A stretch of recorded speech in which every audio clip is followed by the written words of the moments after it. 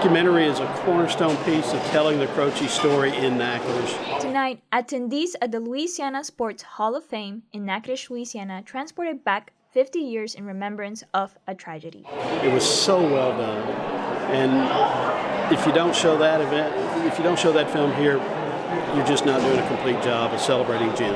Ireland is talking about a documentary that Northwestern State University students produced covering the untimely death of legendary singer Jim Croce.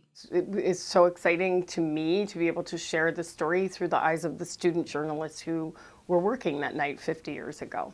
Professor Gilbert is discussing the value of creating a film that connects the community to its history. So yeah, I hope that students will learn more about Jim Croce and understand what a special performer he was, and also his connection to NSU that, like, a lot of people don't know about it. Gilbert's excitement leads us to the event, where the Natchitoches community came to remember Jim Croce for an evening of photographs and memories. On this evening, Gilbert's documentary was screened for an audience filled with everyone from original Croce fans to students who had just heard his music for the first time.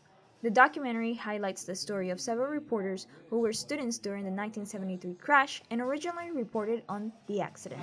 It also reminded me of just where we got our start in our careers. We started at the current sauce here at Northwestern, and we went on to do writing in other ways at the magazines and newspapers. And so it all started here. Most nights, this hall is filled with sports fanatics, but tonight, the community came together to celebrate dreams, music, and relive time in a bottle.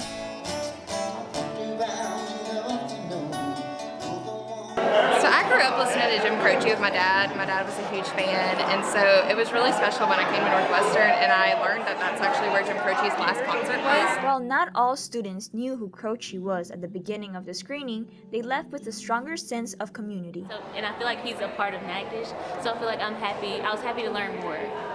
Through live music and the screening of the documentary, Jim Croce's memory played through the community of Natchitoches one more time. For NSU TV, I'm Portillo.